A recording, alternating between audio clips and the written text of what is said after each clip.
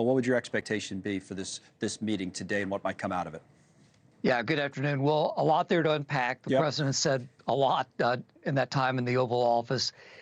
You know, the Middle East has been unstable for a long time, but I think that we can all agree that during the 4 years that President Trump was president, that it was safer and that Iran was neutralized to an extent until the last 4 years, the prior 4 years, when Iran became much more viable, much more dangerous, to the fact not only were they empowering their proxies in and around Israel, but literally threatening to kill former President Trump and maybe other American officials. So what President Trump announced today in terms of the executive order against Iran sends a signal not only to Iran, but to our frankly, our enemies in the Middle East and around the world, that we're back and we're going to demonstrate peace through strength. I also wonder if it sends a signal to Israel, right, to Netanyahu, and if so, what is that message ahead of this meeting, and how does it work into the talks?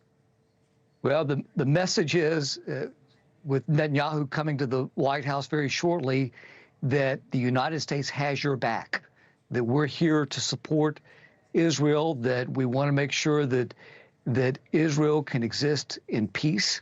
Now, obviously, Israel is surrounded by enemies around its borders, but the United States will always be Israel's greatest ally. So we just heard the clip, and Robert Sherman's right, this will get a lot of attention about the fact the president says he left instructions if he was ever assassinated, Iran would be obliterated. But he also talked about the Iranian nuclear program, saying the following moments ago. Let's watch. How close do you think Iran is to developing nuclear weapons? I think they're close. I think they're close. They're too close. But again, you could go back 4 years. I would have said they would have had it during this intervening period. But they're pretty close. So the question is, what do you do about it? I suppose always has been.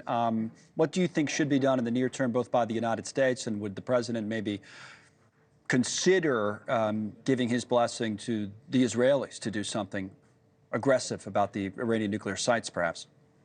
Well, I think in terms of Israel, seeing news reports that we are resuming arms sales to Israel, and that they're going to have the capability that they will be able to possess to be able to defend themselves against the proxies of Iran, or maybe even Iran itself, to me, and I think to the people in Israel, is very reassuring. But, you know, it's all about the cash. During the Obama years, that money was unfrozen, the Iranian assets. Trump, during his 4 years, recaptured that, froze Iran, and then those assets again were released during Biden's time in office, so that Iran had the capital, if you will, to resume the production and the development of nuclear weapons.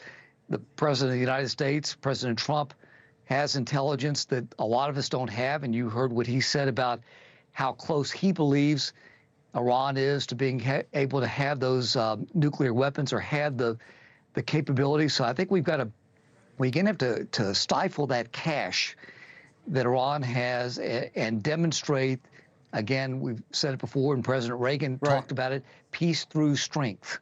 And the United States has to demonstrate that in the Middle East and around the world. So one more thing on today's meeting, though. How is part of that demonstration how you encourage Netanyahu to go from one phase to another? Because there are questions about, you know, whether he's willing to go to phase 2 of this ceasefire agreement, you know, whether he's getting internal pressure back home from, you know, his own party, the right wing in Israel, to not do so.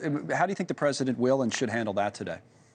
I think if you take it to 30,000 feet, Connell, and you realize Trump has been in office now for 15 days, and his first foreign leader visit in the Oval Office is with the Prime Minister of Israel. That sends a signal not only to the people of this nation, but to the Middle East and around the world, that this is obviously very significant to President Trump and to his administration, to show that we support Israel. You talked about other phases. There will be other phases, but let them develop that game plan about what the next 2 and 3 and 4 phases look like as these hostages that were taken on October 7th, 2023 are released by Israel's enemies. All right. Thanks so much for watching. Just go to joinnn.com to find NewsNation on your television provider. And don't forget to click the red subscribe button below to get more of NewsNation's fact-driven, unbiased coverage.